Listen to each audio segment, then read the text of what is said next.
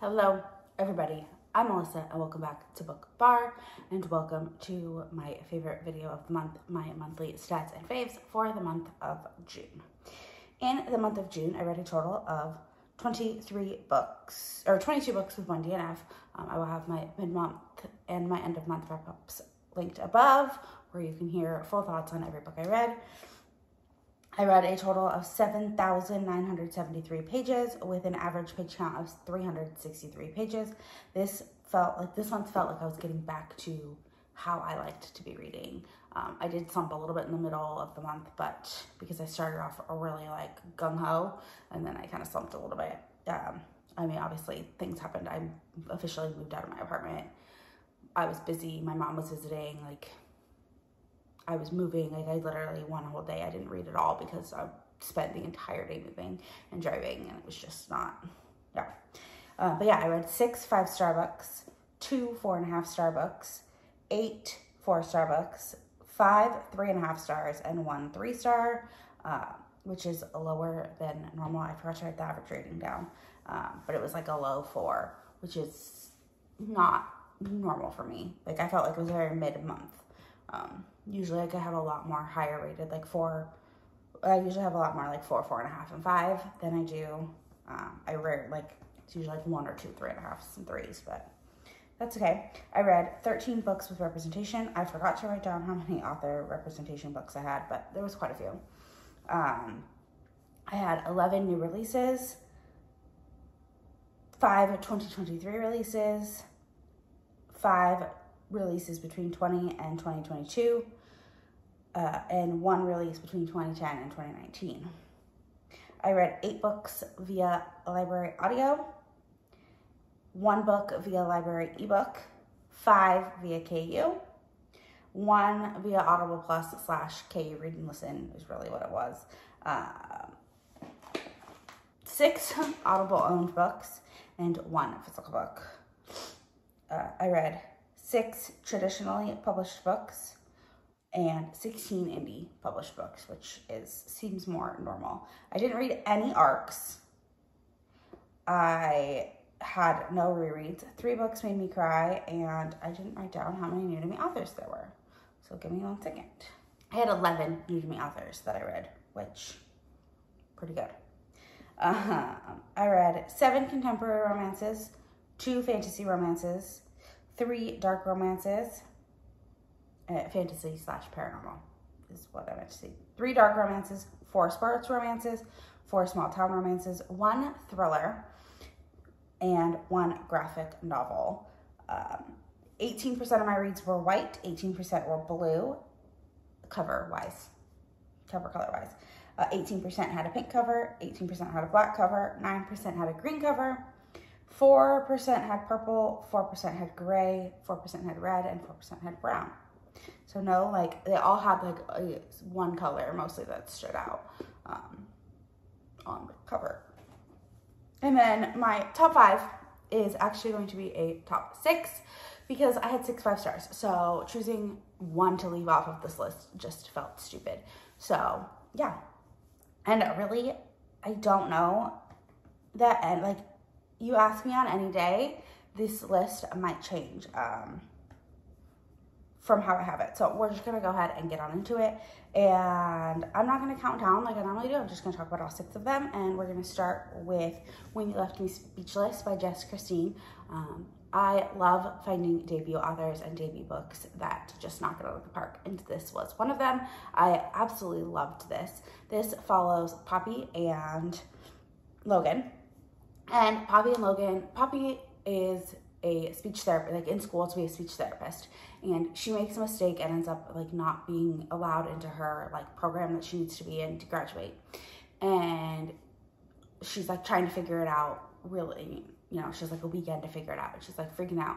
And so her best friend's you know what? We need a night where we don't talk about school. We don't think about this. We spent all day doing this, calling people, trying to figure it out. We're going to have one night where we're just going to go and we're not going to think about it. If you talk about school, we're taking a shot. We're going to go hog wild tonight. So they go out, and there they meet Logan and Tanner. And why can't I remember her best friend's name? they go home together. So Logan and Poppy also go home together. But Logan and Poppy don't hook up. They just like sleep next to each other and watch movies and cuddle.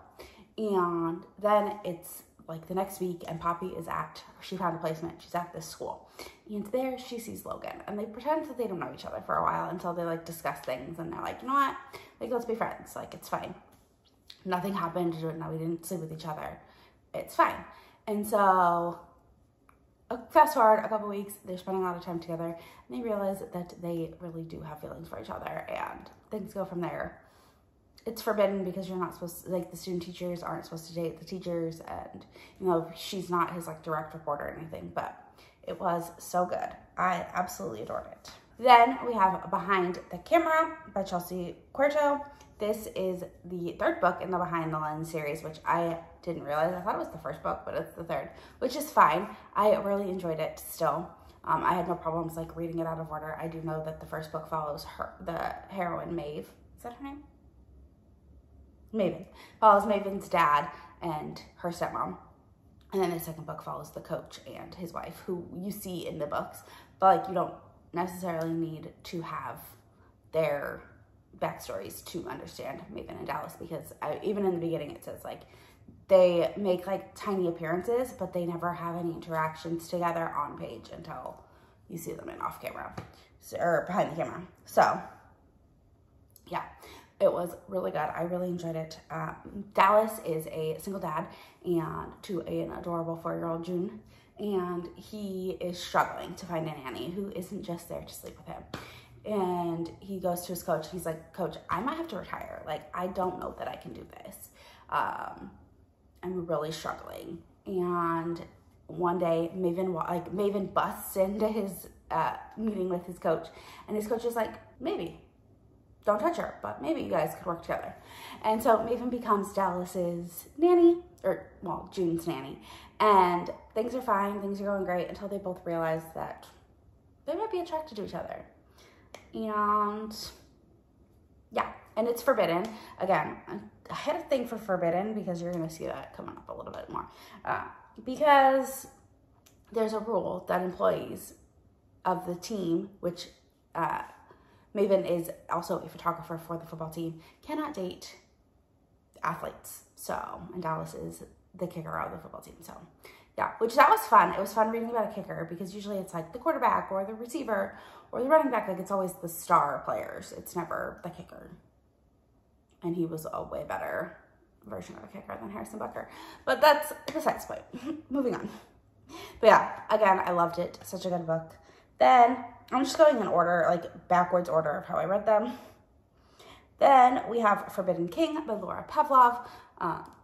This is the third book in her Magnolia Falls series, I think is what it's called. This follows Kingston and Sailor, and it is forbidden because it is brother's best friend. Yeah, brother's best friend or best friend's little sister. And they, like, friend group that they have, the Ride or Die group, have a rule, like, no dating siblings, which there's only 2 that have little sisters, so, and that's Romeo and Hayes. And Sailor and Kingston have a bond that goes back years from when Sailor ended up staying with Kingston and his family for a while, because some stuff happened at home, and she stayed with him. And he kind of protected her and was there for her, and, like, they would stay up at night and talk and lay in bed together. Nothing happened because she was young. Nothing, like, creepy or anything.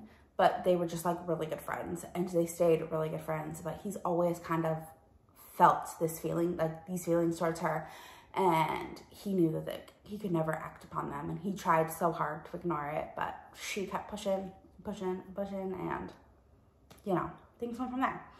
I loved it. It reminded me of, like, the past series of Laura Pavlov. The first two books in the series weren't, like, my favorites, but this one was so good. Then we have The Problem with Players by Brittainy. This book made me cry. Who knew a baseball romance would make me cry? But this is a second chance baseball romance following Nathan and Avery. And Avery is the assistant football coach, or assistant, why do I keep saying football? Baseball coach for the team, like the small town high school team. And the head coach has retired. So Avery's like, sweet, I can finally be the head coach. Well, no, the athletic director brings in a former player at the high school who also played in the MLB, who happens to be Nathan, who Avery and Nathan had a little romance when they were in high school, like a summer fling, and he left her to go play in the big leagues. And she is upset about this, that he is coming in, swooping in, and he tells the AD, you know what?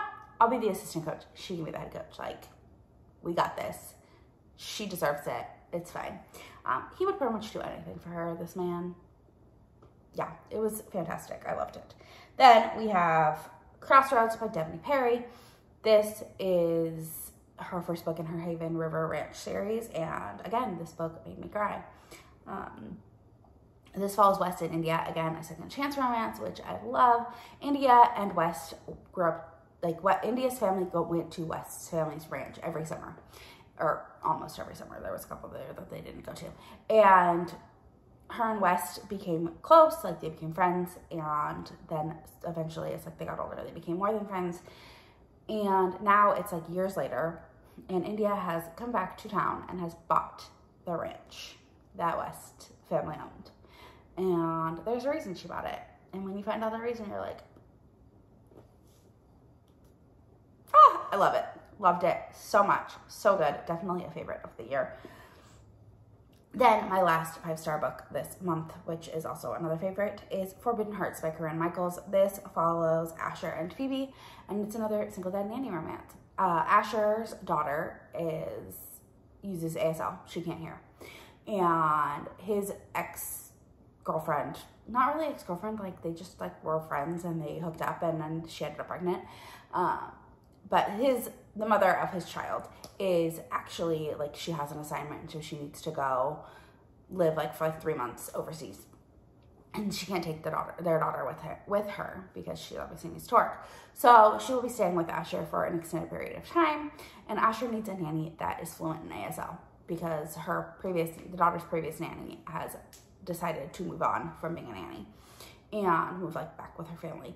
And so he needs someone, and so he hires this agency. Well, the night before this new nanny is supposed to start, the agency calls and is like, oh, she just quit, so we have nobody. But Asher needs someone that speaks ASL because his daughter, that's her language, like she can't hear at all. He needs someone. And so he calls his boss. He's the fire chief, or he is a fireman, and his boss is the chief.